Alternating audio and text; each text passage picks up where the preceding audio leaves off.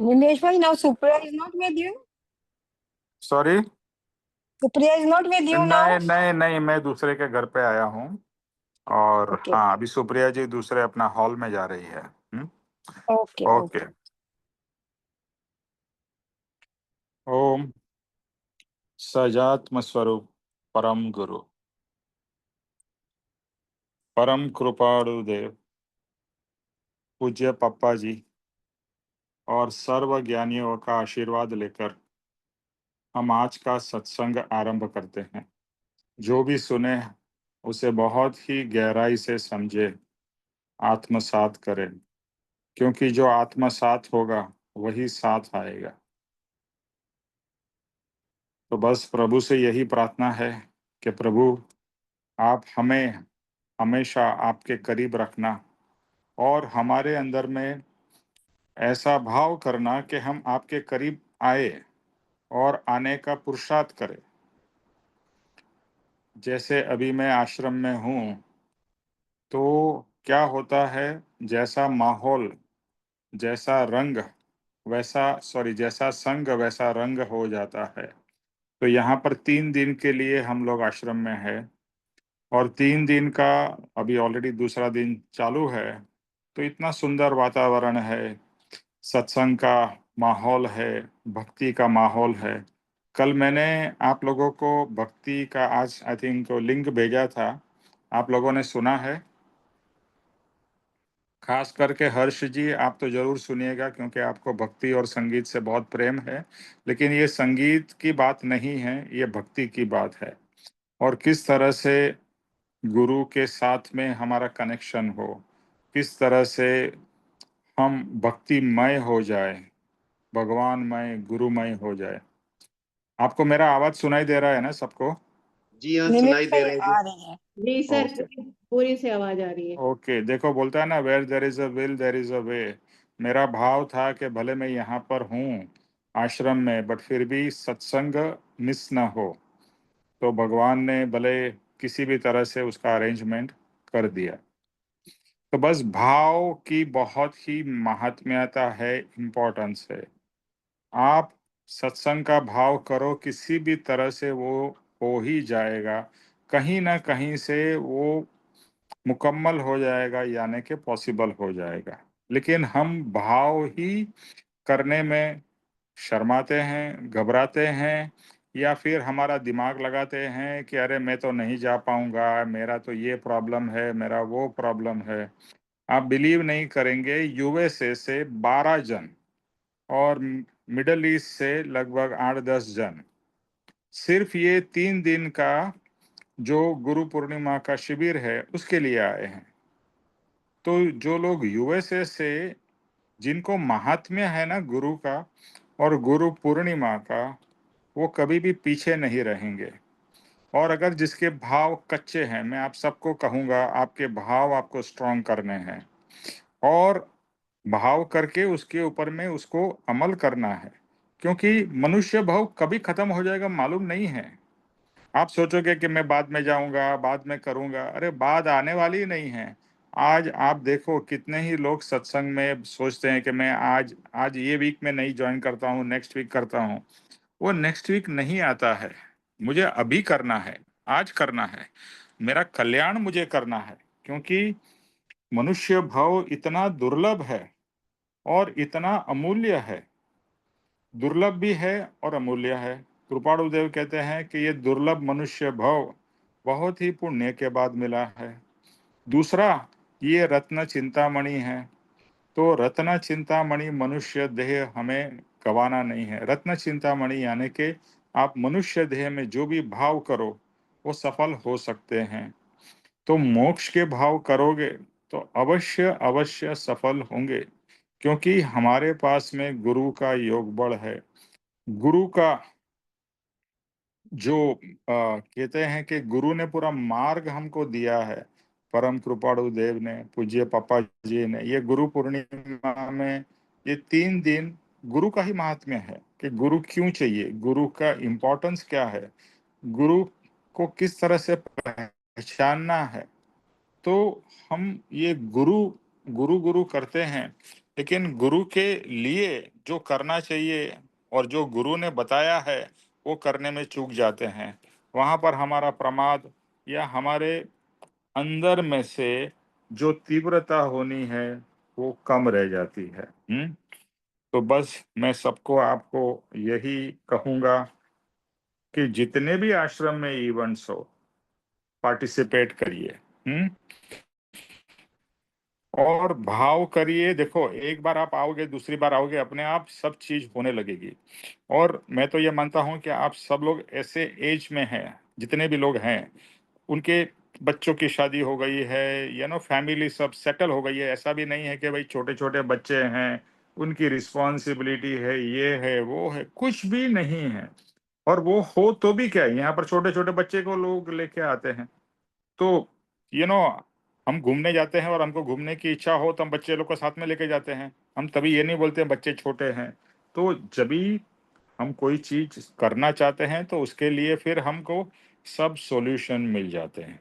तो बस इतना इम्पोर्टेंट है ये मार्ग, ये आश्रम पापा जी ने इतना सुंदर बनाया है, हम सबके लिए है, साधना करने के लिए है। इतने जब इस क्या होता है ना, सत्संगी जब इस साथ होते हैं तो एक एनवायरनमेंट ही पूरा अलग होता है। अभी कल इतनी सुंदर भक्ति हुई, बहुत ही मजा आ गया। मतलब बोलता है ना, एकदम आत्मा तरबदौर हो गया, एकदम उसमें डूब जाता है। और आप चाहो या न चाहो, आप अपने आप उसमें इन्वॉल्व हो जाते हो। जैसे आप क्रिकेट मैच देखने जाओ स्टेडियम में, आप चाहो या ना चाहो उसी मूड में, उसी भाव में आ जाते हैं। ये तो मैं एक संसार की बात कर रहा हूँ। लेकिन जहाँ पर यहाँ आते हैं, अलौकिक भाव है। और 3 दिन में पापा जी ने क्या क्या हमको गुरु का महात्म्य बताया है, गुरु पूर्णिमा का क्या महात्म्य है, गुरु क्यों हमारे जीवन में इतने इम्पोर्टेंट है।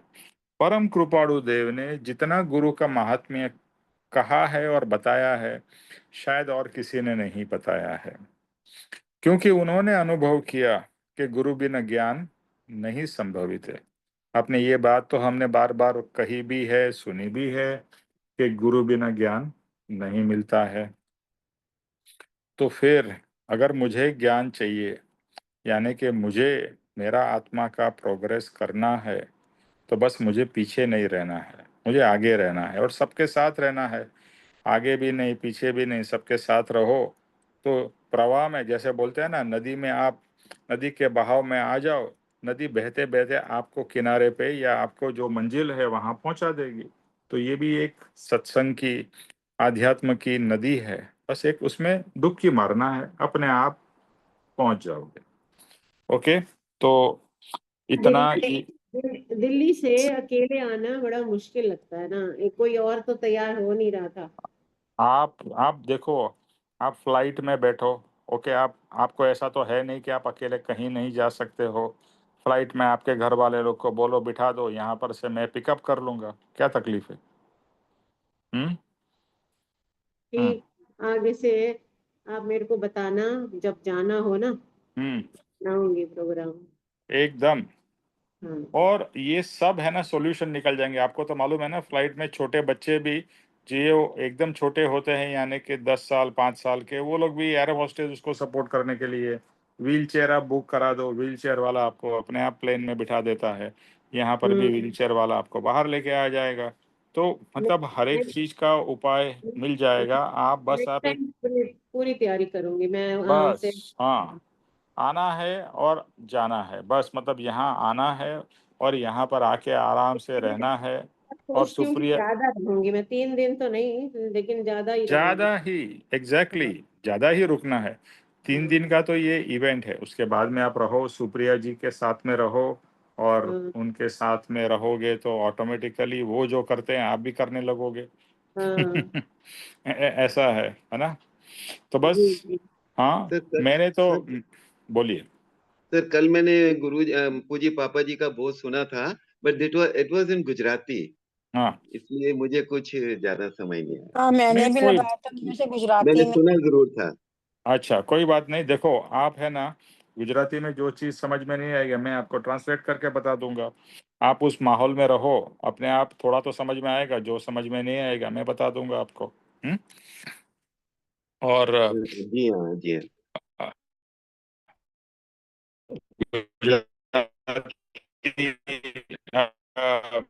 थोड़ा थोड़ा आप सुनने लगोगे तो आप में से काफी लोग ऐसे हैं कि जो गुजराती भाषा वाले नहीं हैं, बट अभी कुछ सालों से मार्ग में है तो उनको गुजराती समझ में भी आती है, बोलने भी लगने लगते हैं। आप जहाँ जाते हो, जैसे आप अगर पंजाब चले जाओ, कुछ समय पंजाब रहोगे तो आप पंजाबी अवश्य बोलने लगोगे, एटलीस्ट समझने तो लगोगे ही। अभी मैं महाराष्ट्र में हूँ, मैं भले मराठी पूरा बोल नहीं पाता हूँ, मराठी समझ तो जाता ही हूँ। तो वो सब बातें अपने आप हो जाएगी। तो उसकी चिंता मत करिए, भाव है तो सब कुछ पॉसिबल है। तो सुप्रिया जी गुजराती हैं? नहीं जी, आपकी दिल्ली वाली है सुप्रिया जी। सुप्रिया जी तो गुप्ता ओके, है वैसे जी। गुप्ता है। ओके, गुप्ता, और दिल्ली वाली है, रूपा दिल्ली बहन वाली है। गुजराती है।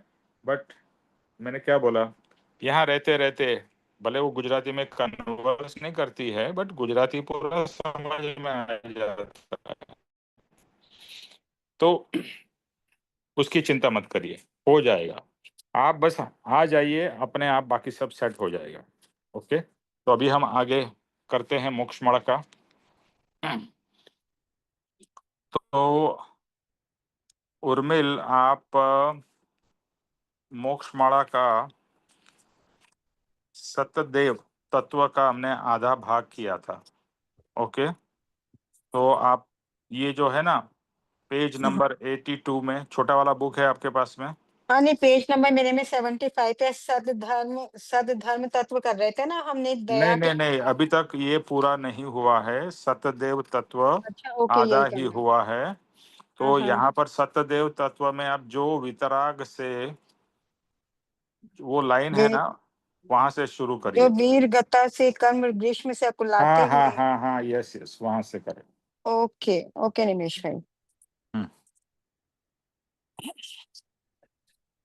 जो विरागता से कर्म भीष्म से अकुलाते हुए पामर प्राणियों को परम शांति प्राप्त होने के लिए शुद्ध बौद्ध बीज का मेघ धारा वाणी से उपदेश करते हैं। किसी भी समय किंचित मात्र भी संसारी वैभव विलास का स्वप्नांश भी जिनको नहीं रहा है, जो कर्म दल का क्षय करने से पहले छद्मस्थता मानकर श्री मुखवाणी से उपदेश नहीं करते, जो 5 प्रकार के अंतराय हास्य रति अरति भय जुगुप्सा शोक मिथ्यात्व अज्ञान अप्रत्याखान राग द्वेष निद्रा और काम, इन 18 दुष्टों से रहित हैं, जो सच्चिदानंद स्वरूप में विराजमान है और जिनमें महोद्योतकर 12 गुण प्रकट होने हैं,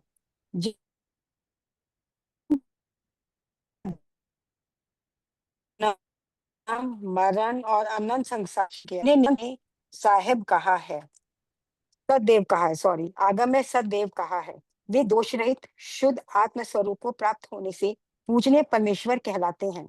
जहाँ 18 दोषों में से एक भी दोष होता है, वहां सतदेव का स्वरूप नहीं है।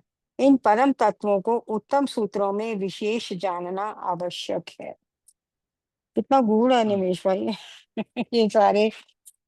आ, वही है, जो वितराग है और सदैव है, उनके यही जो जो इन सब चीजों से परे है, मतलब ये हास्य रति जो 18 इन्होंने अंतराय बताए हैं, दिव्याग देश निद्रा, इनसे जो इन सब दूषणों से रहित है, मतलब कर्मों से कह लो, तो वो सच्चिदानंद स्वरूप में है, क्योंकि वो इन सब अगर इनमें से एक भी उनके अंदर है अवगुण, तो वो फिर सदैव में नहीं आएंगे। और जो अपनी बात से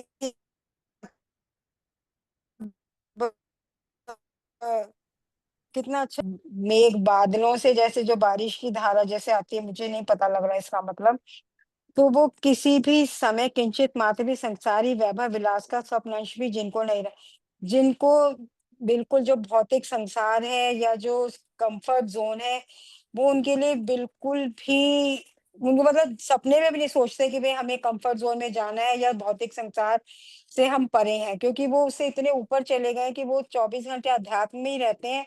और इन सब संसार से और इन सारे जितने हम लोग जिनमें इन्वॉल्व है आज तक भी, उन सबसे बहुत ऊपर है। और उन्हें ना संसारी वैभव का, विलास का, किसी भी चीज का कोई भी अट्रैक्शन नहीं होता है। तो वही कर्म मतलब सदैव कहलाते हैं और शुद्ध आत्मस्वरूप को प्राप्त होने से पूजनीय परमेश्वर कहलाते हैं, क्योंकि वो इन सब दोषों से, जैसे परम कृपालु देव भगवान स्वरूप ही है हमारे लिए, क्योंकि उन्हें इतना आत्मा का ज्ञान हो गया था और उन्हें मतलब वो हमारे लिए तो इतना अहो अहो करते हैं कि भाई मैं जीव को इतना कुछ समझाने की कोशिश कर रहा हूँ कि भाई तुम अपने देह से रहित आत्मा पे फोकस करो। अभी आप नहीं थे जब, अभी उन्होंने भी हमें हर्षि ने जो भजा है तो उसने भी आता है कि हम पुर्तगल में ही घिस मतलब फंसे हुए अपने ही चीजों में, द्रव्य में, और अपनी आत्मा पे फोकस नहीं कर पा रहे हैं। तो उस मार्ग पे चलने के लिए हमें जो ये रास्ता बताया है, तो सद्देव बनने के लिए हमें धीरे धीरे स्टेप्स लेके इन सब चीजों से अपने आप को इनसे विरक्त होना है, और तभी हम मतलब उस स्टेज पे आगे बढ़ेंगे। ठीक है निमेश भाई, अब आप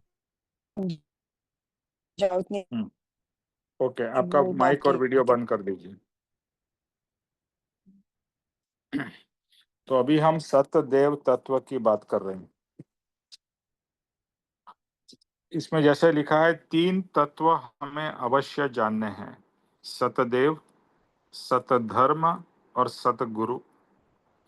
तो गुरु जैसे अभी बात हुई, सबसे इम्पोर्टेंट है। देव भी इम्पोर्टेंट है बिकॉज देव is our ultimate goal। Satyadev कौन है, यानी जो भगवान अल्टीमेट गोल है, और गुरु हमारे लिए अभी पूर्ण गाइडेंस के लिए बहुत ही जरूरी है। लेकिन गाइडेंस के साथ साथ हमें ये भी पता होना चाहिए कि मुझे कहाँ पहुंचना है। जैसे आप माउंट एवरेस्ट क्लाइम कर रहे हो तो आपके साथ में गाइड होगा, कोच होगा, वो बहुत ही इंपॉर्टेंट है। लेकिन वो बताएगा देखो वहां पर वो माउंट एवरेस्ट है, वो उसका पीक है, हमें वहां पहुंचना है। तो वो गोल भी बहुत ही क्लियर होना चाहिए।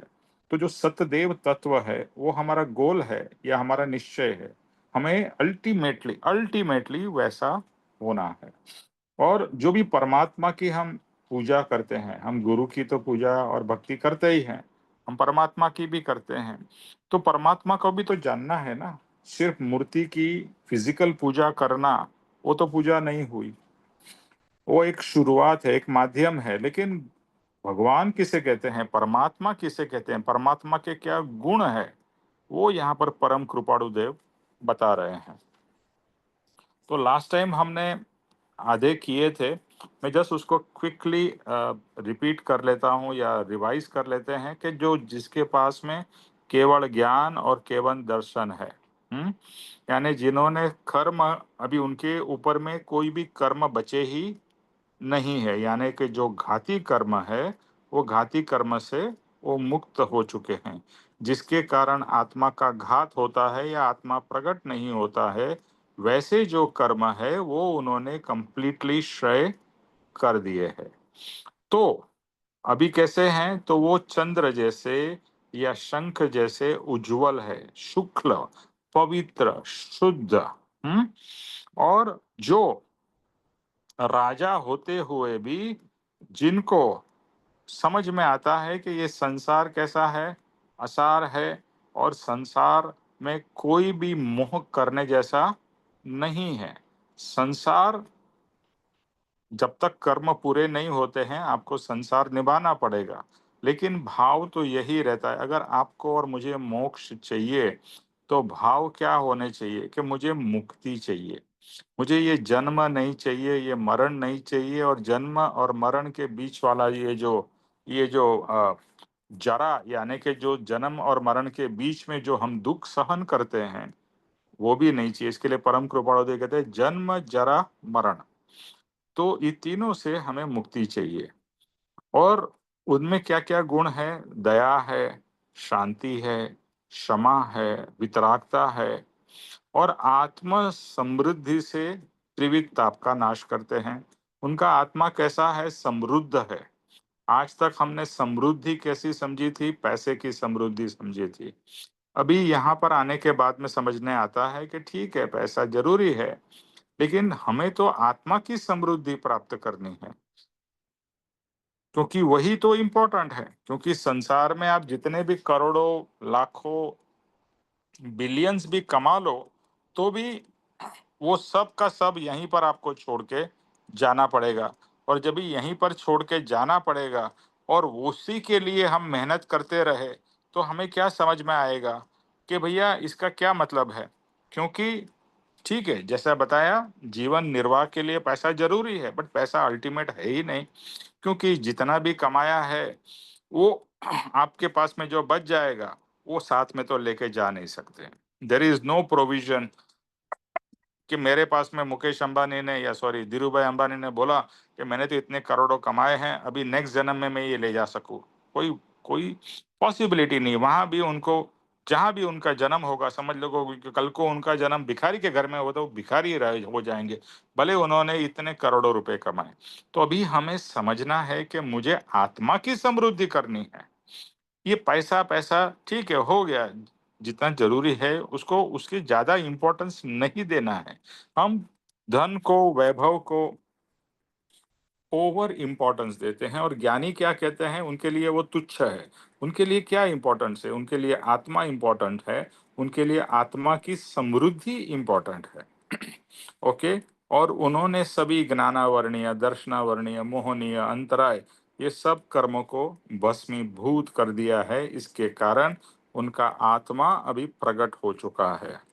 ओके। और जो मोहनीय कर्म है, मोहनीय कर्म, जैसे लास्ट टाइम बात हुई थी, सबसे डेंजरस है।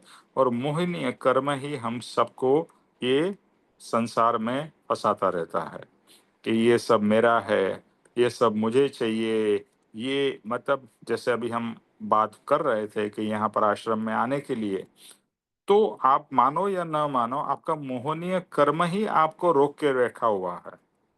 और उसके ऊपर में विजय पाना इजी है, कोई डिफिकल्ट नहीं है। एक बार आप निश्चय कर लो कि मुझे मेरे आत्मा का कल्याण करना है, तो मोहनीय कर्म आपके बीच में नहीं आएगा।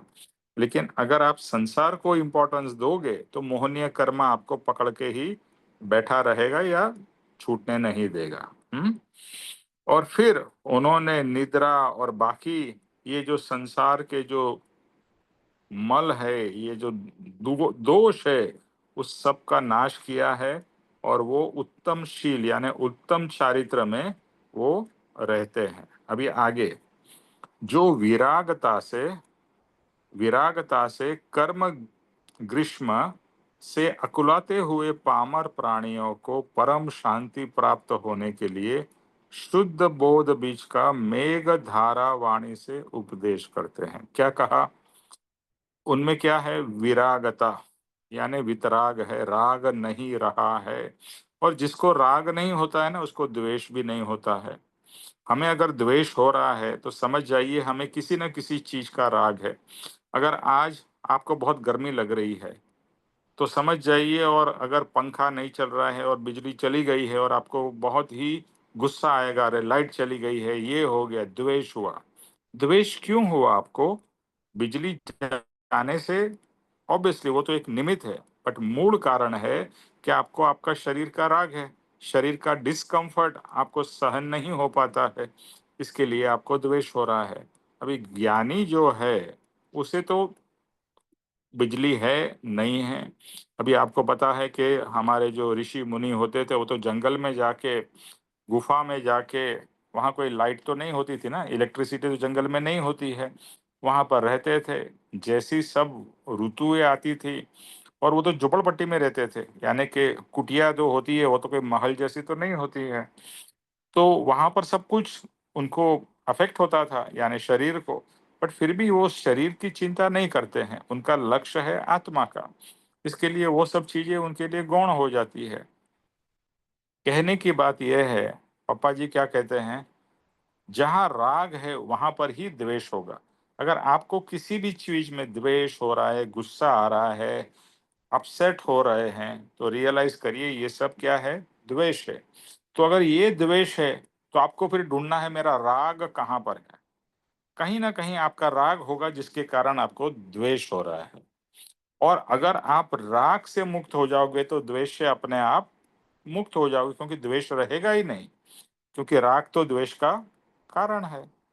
तो ये जरा बहुत ही एक एक सिचुएशन अपने जीवन की एनालाइज करिए कि कहाँ पर मेरा राग है। ऑब्वियसली दिखाई तो देगा ही, बेटे में राग है, अभी ग्रैंड चिल्ड्रन है उसमें राग है, अपने घर में राग है, ये मेरा घर मेरा घर, पति में राग है, पत्नी में राग है, बच्चों में राग है। यानी आप देखो, मतलब वो तो एक ऑब्वियस है, उसके सिवाय कपड़ों में, गहनों में, सब में राग राग राग। मतलब राग से तो हम भरे पड़े हैं।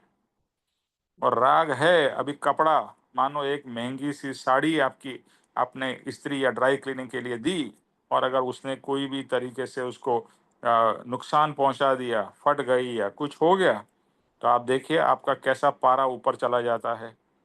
क्यों ऊपर चला जाता है? क्योंकि उस चीज का राग है। इतनी महंगी साड़ी, इतनी एक्सक्लूसिव साड़ी, इसने मेरी साड़ी की सत्यानाश कर दिया, बस गुस्सा आ गया। तो ये राग है। तो हर जगह पे राग हमें देखना है।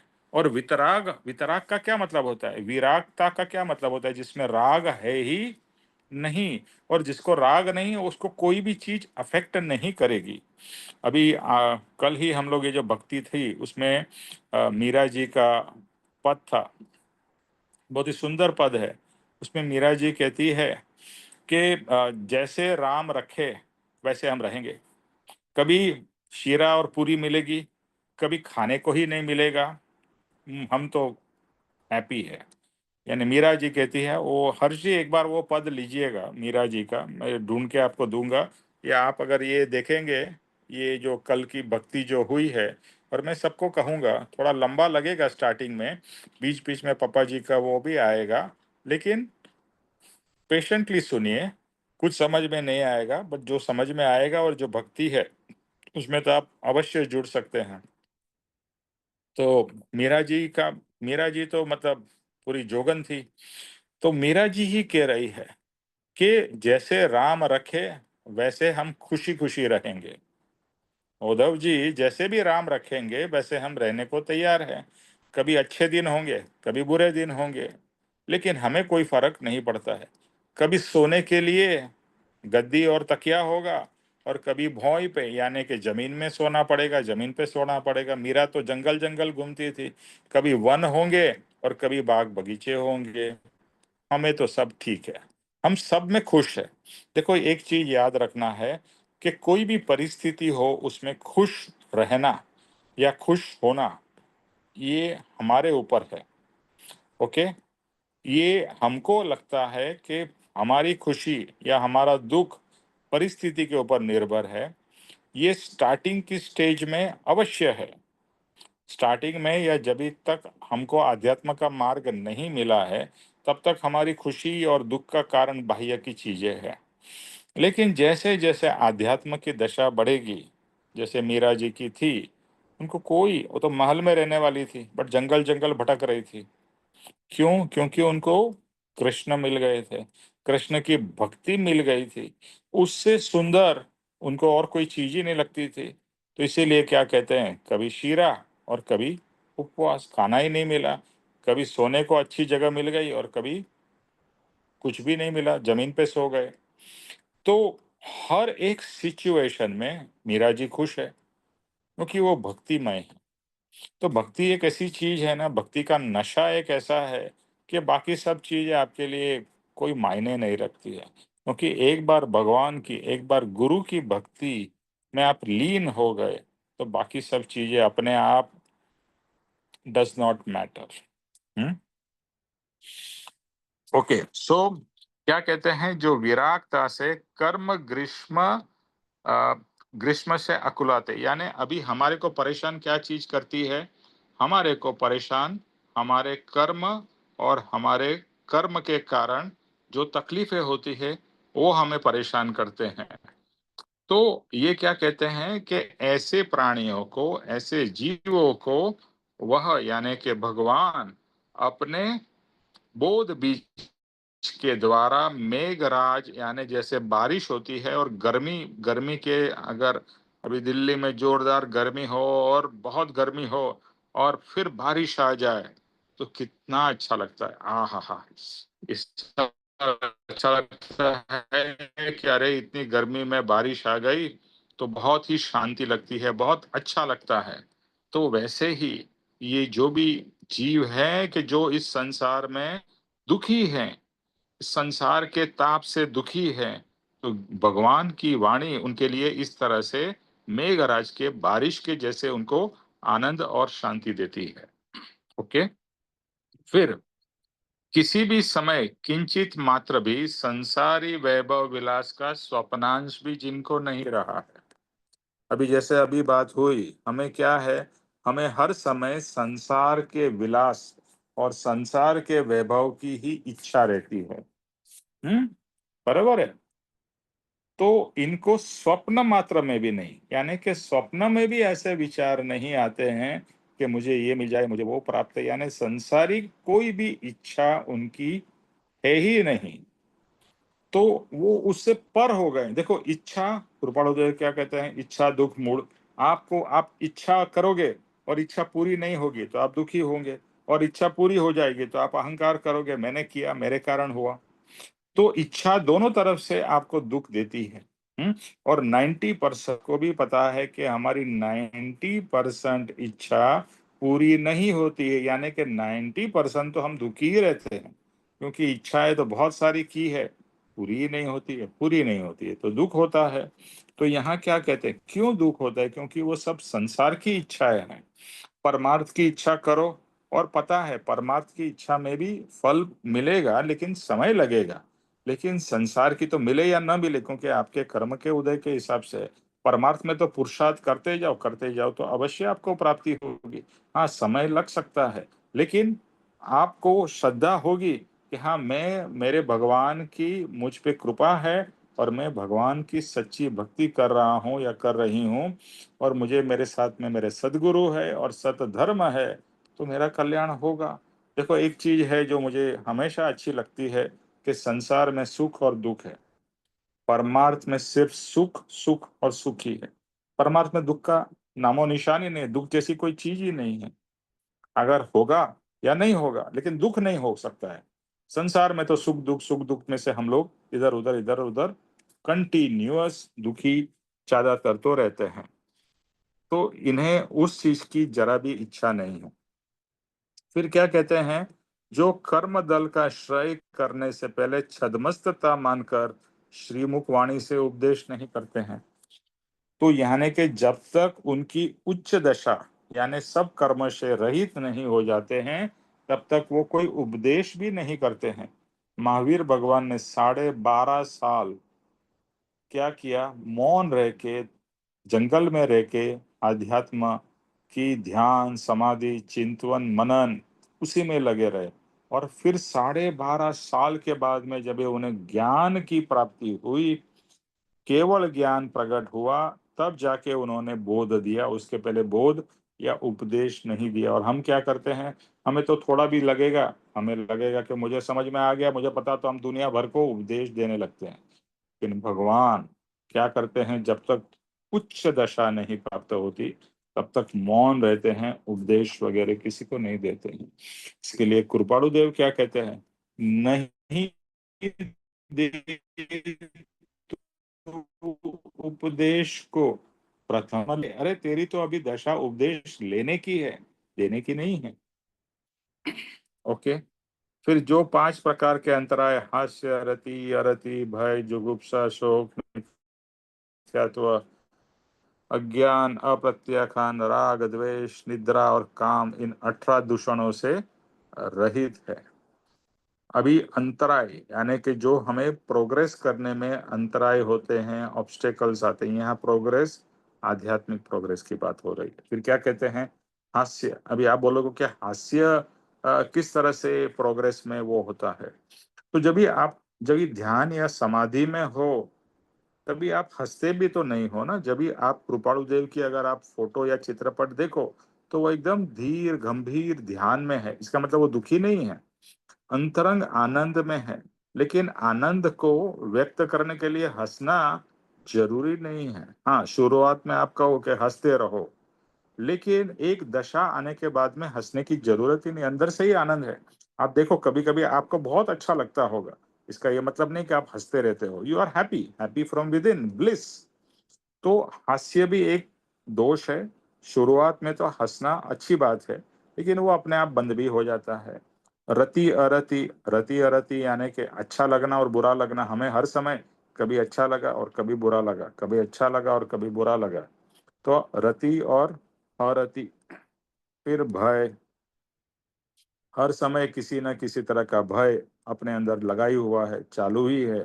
तो भय, भय हमें कभी कल को कुछ हो जाएगा, ये हो जाएगा, वो हो जाएगा।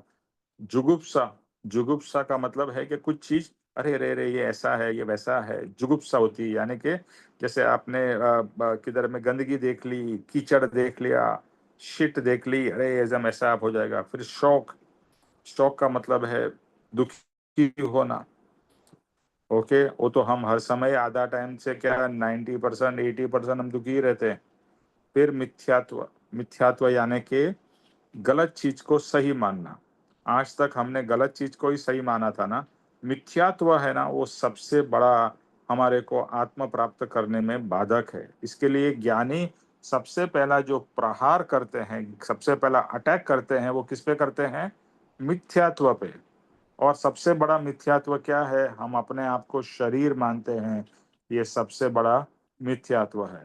दूसरा मिथ्यात्व, ये पति पत्नी ये सब मेरे है, ये दूसरा मिथ्यात्व। तो ये दो मेन मिथ्यात्व है, अहम यानी कि मैं शरीर, और ये सब मेरा यानी कि ममत्व। अहमत्व और ममत्व, ये दोनों ही मिथ्यात्व के सबसे इम्पोर्टेंट पार्ट है। तो यही चीज पे ज्ञानी वर्क करते हैं, या आपको वर्क कराते हैं कि तू शरीर नहीं है, तू आत्मा है। और दूसरा, ये सब जो तुझे तेरा तेरा लग रहा है, ये तेरा नहीं है, ये टेम्पररी तेरे साथ में है। ये घर भी टेम्पररी है, ये परिवार भी टेम्पररी है। और आपने बहुत सारी जगह पे भजन भी सुना होगा, आदमी तो एक मुसाफिर है। आप एक मुसाफिर हो, कुछ समय के लिए यहाँ पर हो, फिर आप भी चले जाओगे, और आपके साथ में जो है वो भी आपसे बिछड़ जाएंगे। तो ये जो सब चीजें हैं जिसको हम परमानेंट मानते हैं, मेरा मानते हैं, वो सब क्या है? मिथ्यात्व। फिर अज्ञान, अज्ञान तो मतलब अज्ञान की तो हमारी कोई सीमा ही नहीं है, क्योंकि हमें तो ज्ञान अभी तो धीरे धीरे समझ में आ रहा है कि ज्ञान क्या होता है। अभी तक तो हम यही सोचते थे कि हम पढ़े लिखे हैं तो ज्ञानी हैं। नहीं, वो तो एक बाह्य ज्ञान है। यहाँ पर जो है वो अंतरंग का ज्ञान, आत्मा का ज्ञान, अनुभव वाला ज्ञान, अप्रत्याख्यान।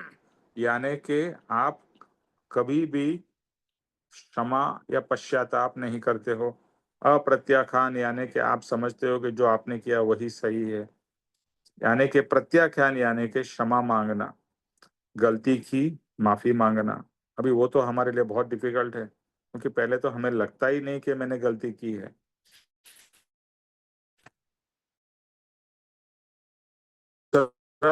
अगर गलती की है, क्यों क्षमा मांगो? व्हाई शुड आई से सॉरी? पहले उसको बोलने दो, उसकी गलती पहले उसने शुरुआत की।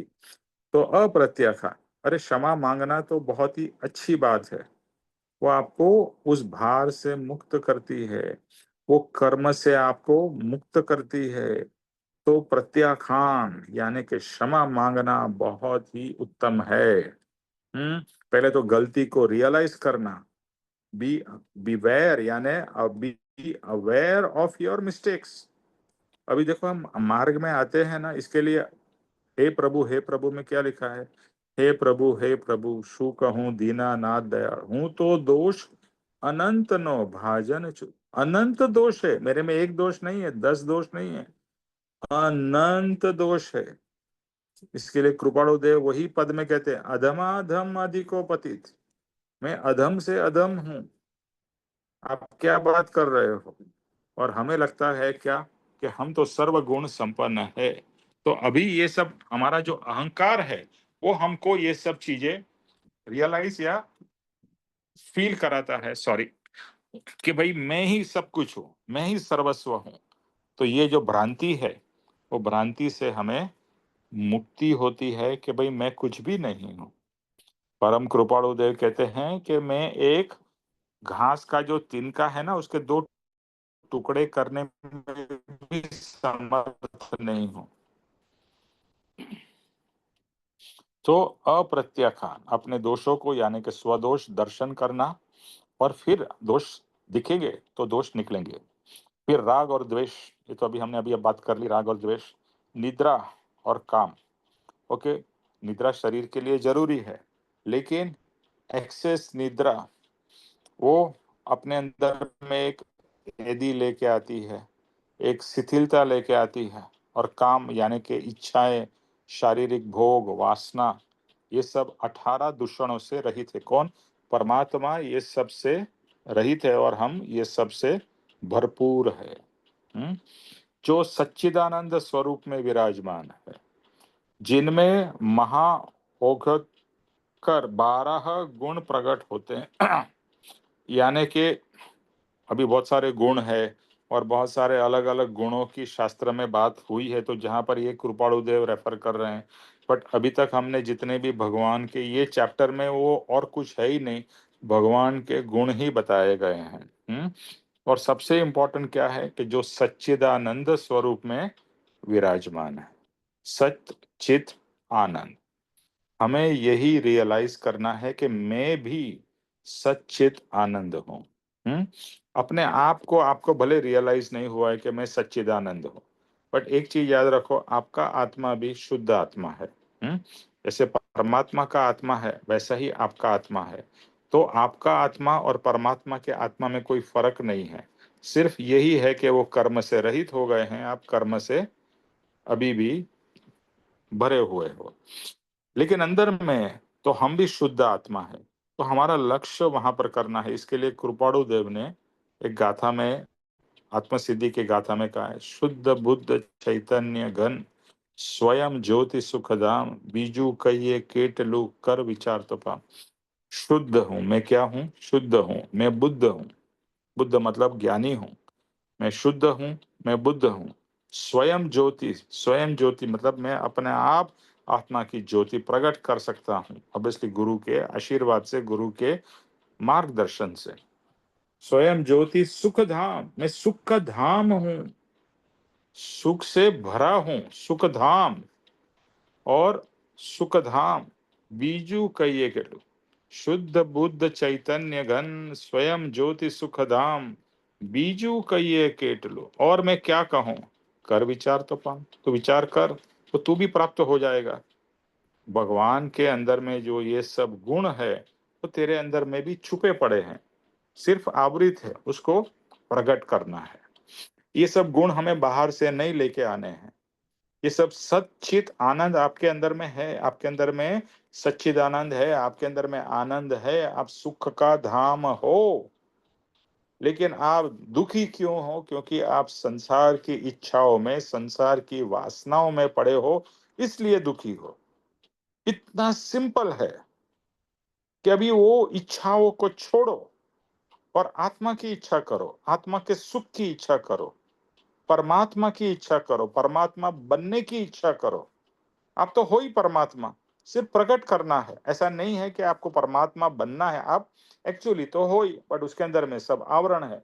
आवरण को, आवरणों से मुक्त होना है, उसको सफाई करनी है। जो परमात्मा भी कैसे बने थे? वो भी आपके और मेरे जैसे ही थे, लेकिन उन्होंने अपने आत्मा को प्राप्त किया, आत्मा को शुद्ध किया। तो जो सच्चिदानंद है, यानी हम भी सच्चिदानंद स्वरूप में विराजमान है। अभी हमारे को प्रकट नहीं हुए, लेकिन वो तो सच्चिदानंद होके निरंतर वही स्वरूप में विराजमान है। और जिनके गुणों की, जितने गुण, यहाँ 12 गुण की बात करें, लेकिन अनंत अनंत परमात्मा में गुण है। और जिनका जन्म मरण और अनंत संसार चला गया है, अभी वो कर्मों से मुक्त हो गए, इसके लिए उनको जन्म लेने की जरूरत ही नहीं है। हम जन्म क्यों लेते हैं? कर्म भुगतने के लिए।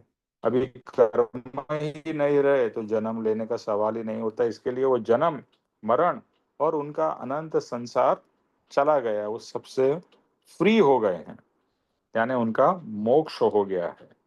उन्हें निर्ग्रंथ आगम में सदैव कहा है। ये जिनको प्राप्त हुआ है उनको ही सत्यदेव कहा जाता है, बाकी लोगों को नहीं। तो परमात्मा का ये स्वरूप है, इसी को हम सदैव कहते हैं और इसकी ही पूजा करनी है। वे दोष रहित शुद्ध आत्म स्वरूप को प्राप्त होने से पूजनीय परमेश्वर कहलाते हैं। क्या लिखा है? वो दोष रहित यानी कि पवित्र है, उसमें अभी कोई दोष नहीं है। जैसे कहते हैं ना, गंगा जब कोई भी नदी जब शुरू होती है यहाँ से भी पहाड़ों में से, तो एकदम पवित्र होती है। लेकिन संसार का मैल कचरा जैसे जैसे आता है तो वो भी दूषित हो जाता, दूषित हो चुके हैं। हमें पवित्र होना है, दोष रहित होना है। तो ये परमात्मा कैसे हैं? दोष रहित शुद्ध आत्म स्वरूप को प्राप्त होने से पूजनीय है। क्यों पूजनीय है? क्योंकि उन्होंने शुद्ध आत्म स्वरूप को प्राप्त कर लिया है और अभी उसमें स्थित हो गए हैं। तो ऐसे पूजनीय परमेश्वर परमात्मा है और इनमें कोई भी दोष नहीं है, और वही सतदेव का स्वरूप कहने लायक है। और जिनमें दोष हो वो परमात्मा नहीं हो सकते, या उनको आप परमात्मा नहीं कह सकते हैं। ठीक है, इसके बारे में और आपको अगर जिज्ञासा हो तो शास्त्र में पढ़ के और इसके बारे में जानकारी ले सकते हैं। तो ये आज सतदेव का चैप्टर पूरा होता है और नेक्स्ट टाइम हम लोग सतधर्म और सतगुरु के बारे में करेंगे। किसी को कोई प्रश्न है या कोई पूछना है या ऐड करना है?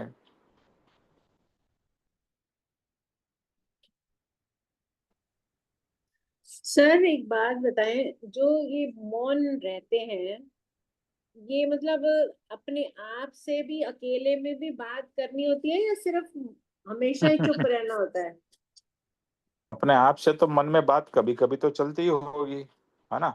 मौन देखो, मौन जो है, एक तो वाणी से मौन होना है और दूसरा मौन मन से होना है। वो सबसे बहुत ही डिफिकल्ट है।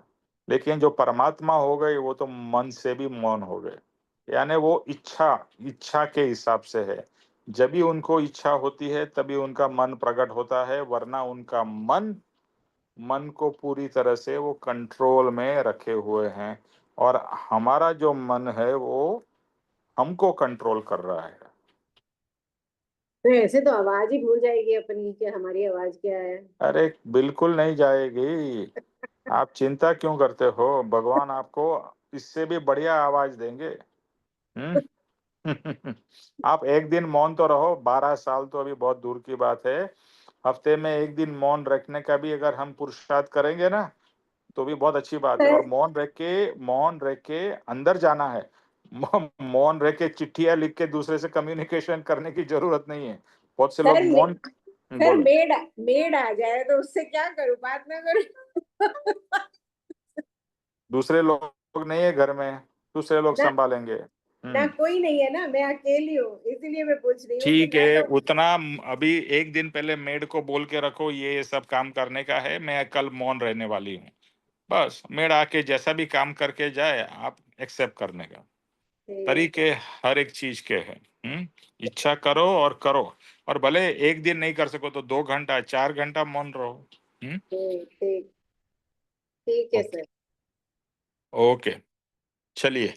तो समय हो गया है। सुनीता जी, जय स्वरूप करिए। जी नीलेश जी।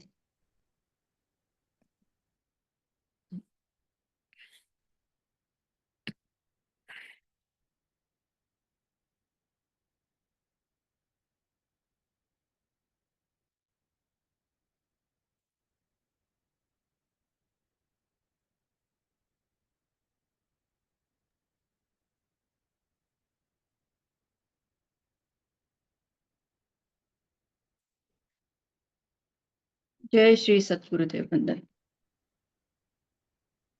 जे स्वरूप समझा बिना पाम्यो दुख अनंत, समझाऊं ते पद नमो श्री सद्गुरु भगवन।